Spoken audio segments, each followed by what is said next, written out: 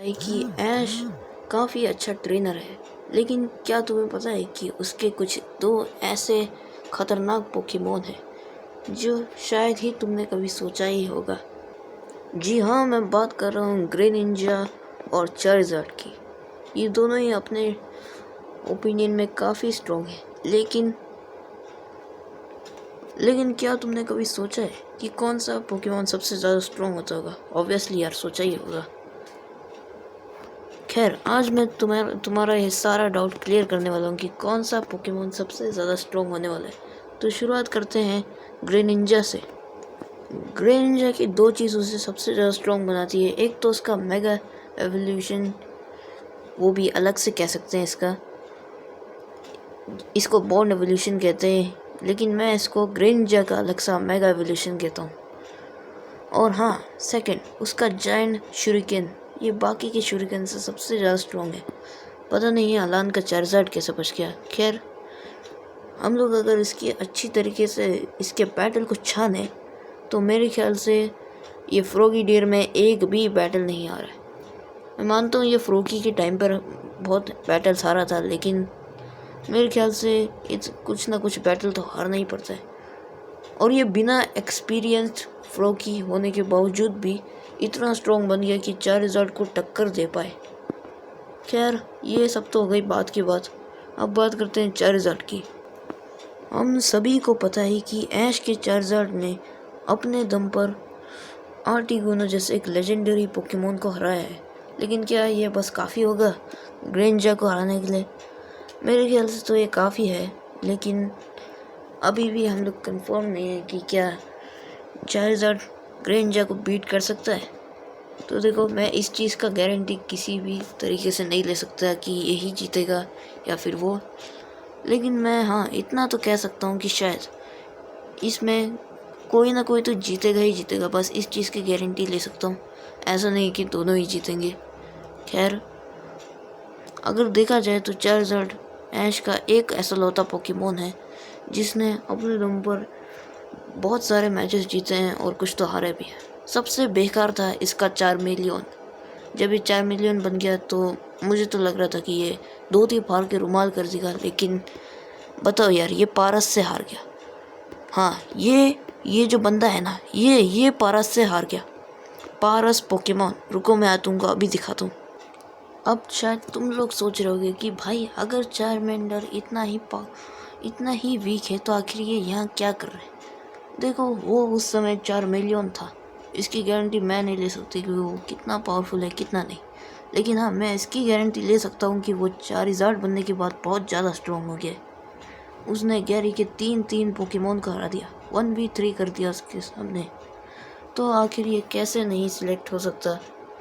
वैसे मेरी आवाज़ शायद तुम लोगों को थोड़ी चेंज लग रही होगी, लेकिन उस पर ज़्यादा ध्यान मत दो क्योंकि मेरी आवाज़ हमेशा ही चेंज होती है।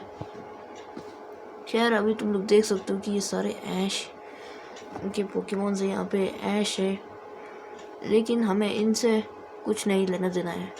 हमें तो इससे मतलब है कि क्या ग्रेनिंजा ज़्यादा ताकतवर है या फिर चार्जर्ड ज़्यादा ताकतवर है। तो तुम लोगों को लग रहा होगा कि भाई ये तो शायद एक ड्रॉ हो जाएगा क्योंकि दोनों ही इतने स्ट्रॉन्ग है, लेकिन सवाल आप लोगों के सामने एकदम क्लियर है।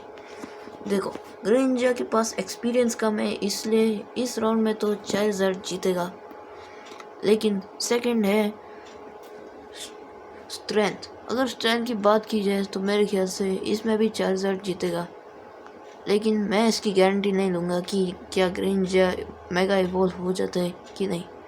अरे यार, मैं मेगा इवॉल्व क्यों बोल रहा हूँ, वो बोल्ड इवॉल्व है।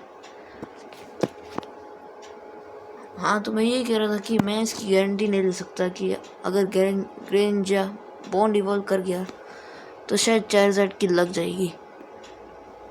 देखो, चार्जर्ड ग्रेनिंजा से अभी भी स्ट्रॉन्ग हो सकता था अगर उसके पास कोई एक फिनोमिना होता।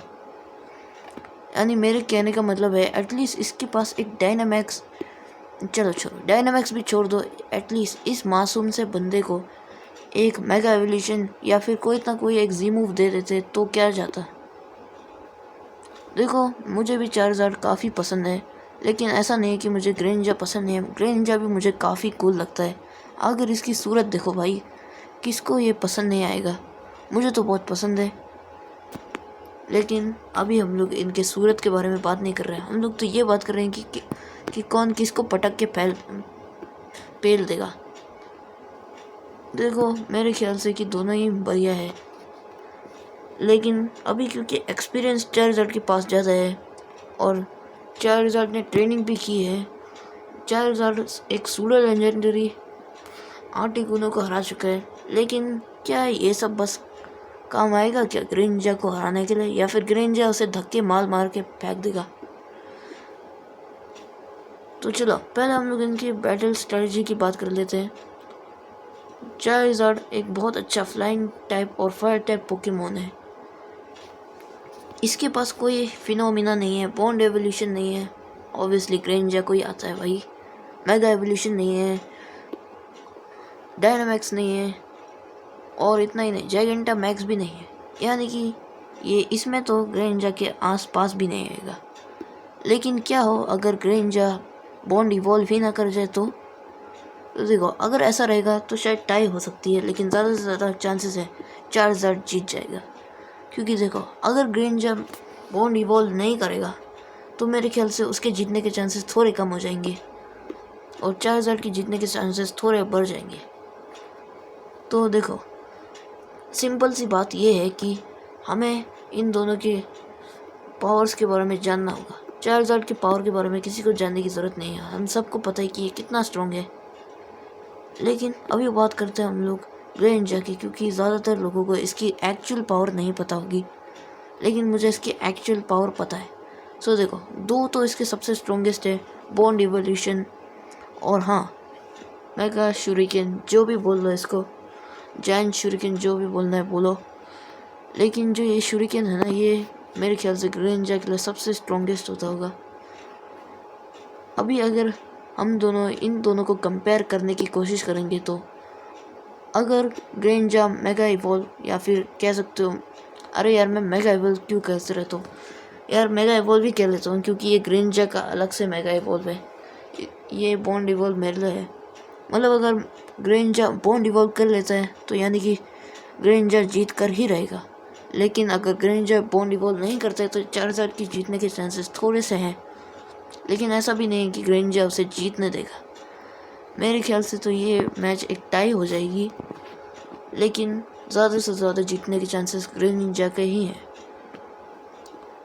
एक बार के लिए हमें मान भी लेता अगर चार्जर के पास कोई मेगा इवॉल्व हो जाता तो शायद ये टक्कर की बैटल हो सकती थी, लेकिन आखिर इतना कुछ पावर होने के बावजूद भी चार्जर ग्रेनिंजा को हरा देगा। वो क्यों मैं बताता हूँ। अगर ग्रेनिंजा मेगा इवॉल्व यानी कि अरे यार बॉन्ड इवॉल्व कर लेगा, मतलब नहीं करेगा, तो शायद चार्जर जीत सकता है, क्योंकि चार्जर बिना इन सब चीज़ों के बहुत ज़्यादा ही प्रो और स्ट्रॉन्ग है। हम सभी को ये भी पता है कि चार्जर ने एक सूडो लेजेंडरी को हरा रखा है, यानी कि टाइपिंग एडवांटेज की वजह से तो